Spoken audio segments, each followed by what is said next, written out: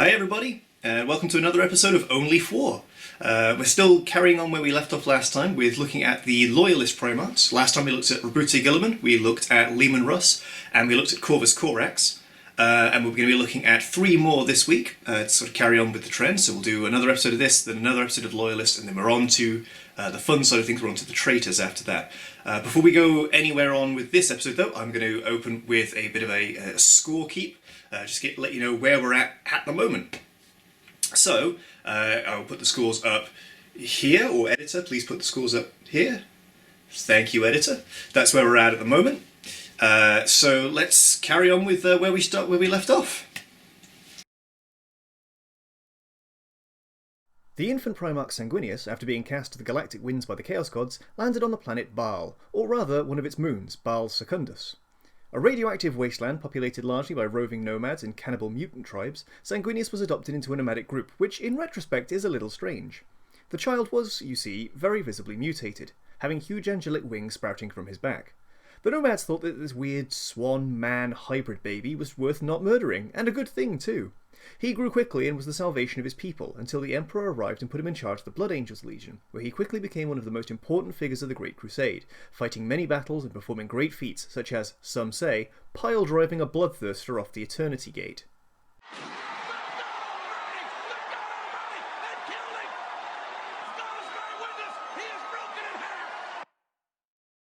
And he lived happily ever after. So, Sanguinius, the Blood Angel himself. First of all, we're going to be looking at what a date with Sanguinius would be like. And, okay, I'm going to just come straight off the bat and say, he's going to be ranking very, very highly across all of these. First off, dateability. I think a date with Sanguinius would go phenomenally well. He would be charming. He would be personable. You would have such an amazing time with him. The only downside I can think of, and this is where I think he gets his lowest score, is the fact that he would have way too many fans all wanting to come and say hi to him the whole way through. Like, if you went out for a nice meal, you know, the whole time through, there'd just be people coming up and say, oh, I just wanted to say, you know, I really appreciate what you did in, like, the Siege of Terror. I really appreciate everything that you did. And everyone would just wanting to be saying really, really nice things to him. And because he's so goddamn likeable and so lovely, he wouldn't turn anyone away. He would be constantly just saying, oh yeah, no, that's fine, spending a couple of minutes with each person. So, you know, the date would probably not go so well in that regard. In that respect, I'm going to have to only give him a 7 out of 10 for the dateability. Next up we have his dress sense and just general sense of hygiene and style. And, okay, we're going to be giving out our first 10 here. I'm going to get that right off the bat. This is going to be our first 10. There is nothing about Sanguinius that does not scream class, aesthetic, and branding right off the bat. He has the full Renaissance era angel look right down to a T, does it perfectly, does it amazingly, is absolutely gorgeous. They should have sent a poet. I cannot find a single fault with Sanguinius' look. So for that, he's getting a full-on 10 out of 10 in the dress sense, hygiene, and style arena. Fuckability for Sanguinius. Whew. Again, it's going to be hard. It's going to be a high score, but we're not reaching into the 10 level here simply because Sanguinius is almost too perfect. And I, for one, would be worried that if we were to get down to business, I would be in some way sullying something that is so perfect. So I can't bring myself to do a full-on 10 on this because I would be just constantly worried the whole way through. So in that regard, I'm just going to bring him back down to a 9 on fuckability for Sanguinius. Sense of humour and personality. I mean, Sanguinius didn't get where he was today just by being pretty and just by having a strong aesthetic. He is a negotiator, he is a calming influence, he is someone who brings people together. He is someone that everyone wants to like. So in that regard, I'm going to have to rank him really, really highly again. I'm going to have to give him an 8 out of 10 on this one. He is a natural bonding material for people, and you know, it's hard not to like the guy. I mean, you know, it didn't go well for him in the end, but you know, he'd absolutely made a lot of friends along the way. And finally, bringing Sanguinius home to meet your parents. I can't see this going any way but badly. He can get absolutely anyone to like him. Like, all of the traitor legions, barring, you know, the ones that hated pretty much everyone, found something in common with Sanguinius that they could bond with him over. So even the, you know, his most mortal enemies, Horus at the end of things was saying, oh, you know, I just wish I had Sanguinius on my side instead of these reprobates that I've got hanging around. So in that regard, anyone is going to be able to like Sanguinius, even my parents. So I'm going to have to rank him highly on that one. He's getting a 9 out of 10 for me on the meeting the parents, which is going to propel his score way up.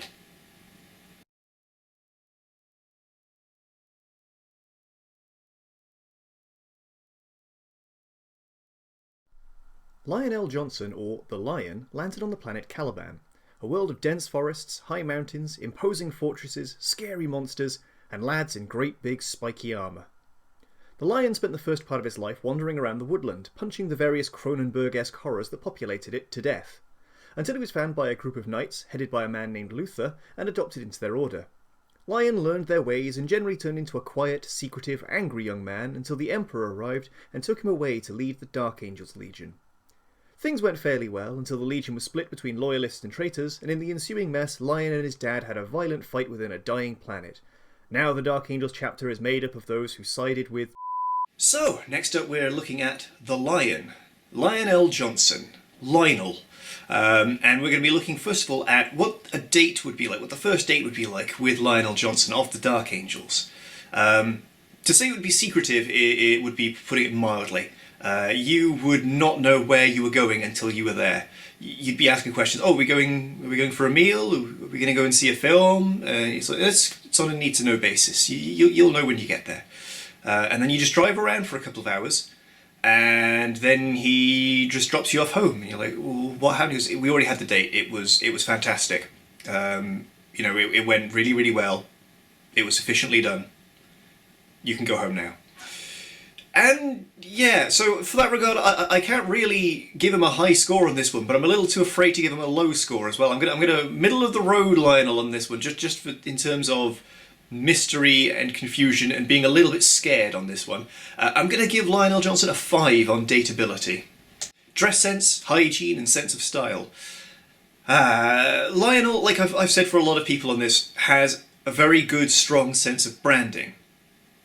The problem here is his sense of branding is terrible.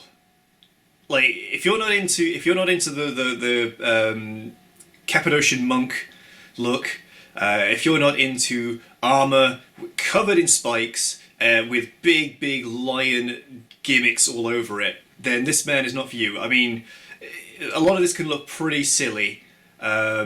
And I'm going to have to rank him pretty lowly on this one. I'm going to give him a 4. Like, he's got the branding on, you know, ready there to go, but it's not for me, and I don't think it's for a lot of people.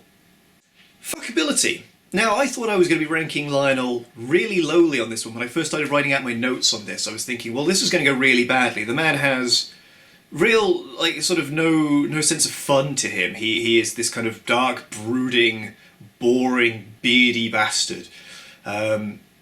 But then I started thinking about it, and I started thinking about the legacy of the Dark Angels and this secretive nature of the fortress, in the rock and all that kind of stuff. I know that came a little bit after him, but you know, if we look at this as a kind of an overall branding for the chapter as well, the man has some secret areas in the rock. The man has some hidden treasure troves, shall we say. I'm not suggesting that there's not a weird collection of items that you might find on a very shady street in Shinjuku somewhere. But, you know, I'm thinking that might be the case. You know, 50 Shades of Lionel Johnson over here. So it's certainly going to go up a little bit, just in terms of interest, doing something that very few of the other Primarchs are going to be known to do. So in that regard, I'm actually going to give him an 8 out of 10 for fuckability. Sense of humour. Right. So we have kind of a canonical look at what Lionel Johnson's sense of humour is, which is, if you laugh at something that you perceive as a joke and he doesn't like it, he will punch you in the face. He has no sense of humour, quite famously. He also really has no personability. He has no desire really to bond with anyone. He just wants to do his own thing. He doesn't want to connect with really anyone else, except to tell them why they're wrong about things. This is probably going to be, I think, the lowest score I'm going to be giving to anyone on these, certainly so far. He gets a 1 for sense of humour. Oh boy, that was going bad. That was always going to go badly for Lionel Johnson, though. And finally, bringing him home to meet your parents. We've got to judge this one kind of based on how Lionel has been dealing with parents his whole life. Like, the man has 2 dads that he can draw parallels to. Well, the Emperor, it's difficult to really say because the Emperor doesn't really like any of his kids, from what I can gather. So let's look at his other dad. Let's look at Luther. Yeah, things went badly there. He doesn't really have filial piety there, or if he does, it's a little bit misplaced, it's a little bit misguided. I don't think he really knows how to deal with parents other than just, alright, this is how I get what I want. Fuck them if they don't want to play ball with me. So in this regard, he's getting a low score again. He's only going to get a 2 for meeting the parents, just because I would fear for their lives.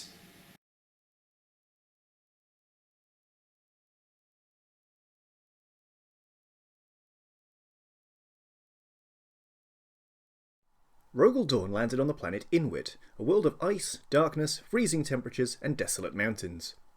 Raised by an adopted grandfather, Dorn eventually united the people of Inwit, developed a fleet of spacecraft, and went out to tame the galaxy.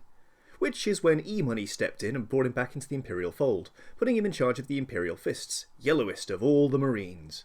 Dorn went on to have a distinguished military career, holding the line against numerous traitorous armies and solidifying himself as a hero of the Imperium.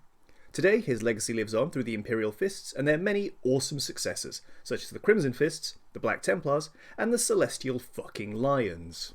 And finally, we come to Rogal Dorn of the Imperial Fists. I will try and be biased and balanced on this one. Difficult too, because I currently play Celestial Lions, who are an Imperial Fist successor. I really, really like the Imperial Fist look. I love the, ripping the yellow today. Also ripping dinosaurs, which is kind of a fitting for Rogal Dorn. And today we're going to be...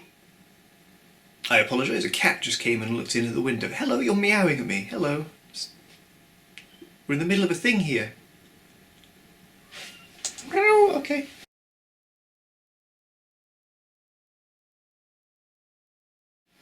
Okay, I'm back. So where were we before I was suddenly over-encumbered with cats? Rogal Dorn, Primarch of the Imperial Fists. How would a first date with Rogal Dorn go? I think he'd certainly put a lot of work into it. He'd put his sort of legwork to use. He'd scout out the venue, make sure everything was appropriate, efficient. Everything would go really, really well. I think it would be a great date right up until the point where one thing would go wrong. Like, maybe the order comes through and it's slightly different from what we were expecting. Maybe they forgot the cheese on whatever. And you just want to let it go. You're like, yeah, it's fine, it's fine. These things happen. I'm not going to raise a fuss. You know, I'm a millennial. We don't complain about things. But Rogal Dorn, on the other hand, he will not let it go. He will get to his feet. He will march into that kitchen. He will hunt down the person that has wronged you, even if it means sacrificing thousands and thousands of his soldiers in the meantime, in an attempt to get that one symbolic victory. So in that regard, I'm going to have to give him a 6 out of 10 for the first date. Dress sense, sense of style, hygiene, generally speaking, quite high. He's got a strong aesthetic. He definitely, you would always see him coming.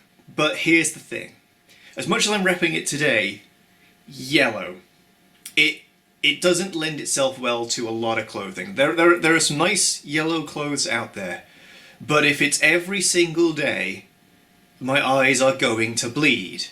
That man kind of got lumped with a bum deal. With regard, there are some terrible chapter schemes that came after the founding chapters. Just going to start popping a few of them around here now. Rogue Trader era Minotaurs is the one I'm kind of thinking of, if it's right. So, in that regard, I'm only going to be able to give him a 5 out of 10, just because it's like, well, I'm sure he'll have some really, really nice clothes and he looks after himself well, but you know what? All the other chapter colours, in vast quantities, you can maybe deal with. Yellow, maybe not so much. Fuckability. I tried to think of some really, really nice things to say here in regards to this. You know, the man has got, some experience under his belt. I don't know why I keep making jokes about him being old. Like, he's exactly the same age as all the other Primarchs. They're twins. Twins, they're dodecadopolates. That's a fun word. I'm going to, even if it's not the right word, I'm using dodecadopolates because that's a fun thing to say. Oh wait, no, there's 21. Oh. Or is there? I don't know. We'll cross that when we come to the traitors. But all I could think of was just, oh, mind is back. I feel like it would be fine, but something about this general feeling that seems to be there in the fandom of just he is a grumpy old man. I can't shake it, and because this is only a personal thing and this is only for fun, I'm going to give him a 6 out of 10 for this one, just because of I'd rather just bring him his slippers, Sense of humour and personability. This, I think, is weirdly in a very similar vein to Lionel Johnson. It's his biggest flaw, but I've ranked him a little bit higher on this one simply because I think this is a very, very interesting part of Rogal Dorn's character, is that he is no nonsense. He is a straight arrow. He is very honest. He is brutally honest. He is too honest. He doesn't understand the finer points of sugarcoating things, and you could say that that's a good quality, but sometimes you absolutely need to sugarcoat things. The way he deals with various of his brothers, turning traitor, the way he deals with various of his brothers before they turn traitor probably doesn't help matters a lot of the time. I'm thinking particularly him with Nighthaunter. He generally tends to make things worse, but not because he's an asshole, just because he thinks this is the right way to do things. And he doesn't really understand that there are more finer points to a conversation. It's just like, okay, here is the truth. You'll say the truth, and it doesn't matter who that hurts. It's like, well, no, like you can be more delicate with the way you put things. So it's not like Lionel where there's just like, okay, he is just a grumpy fuck. Rogal Dorn is a brutally blunt individual, but I think he can be not changed. This is not what I'm thinking of, but you can work with something there because you know that sort of standpoint and you know where he's coming from. It's not malicious. I think that's going to do a little bit better. There's more common grounds to work with. So in that regard, I'm going to give him a 2 out of 10 for sense of humour and personability. He's definitely coming down on the sense of humour. I can't really imagine that man having much of a sense of humour. And finally, meeting the parents. I feel that this would go really well. This is probably going to be Rogal Dorn's sort of highest score because, if nothing else, he is kind of a suck-up. He is the number one son. He is the kind of the good son who stands up and says, "Alright, cool, I'm doing all this for my dad, I'm the dependable one, no one else is dependable, this is why I'm the best." He's the teacher's pet, he's the prefect, he's the hall monitor. So I think that would go kind of well, certainly in terms of my parents anyway. They would absolutely love a suck-up that just, caters to their own egos. So I feel like this would do really well for him. I'm going to give him an 8 out of 10 on dealing with the parents.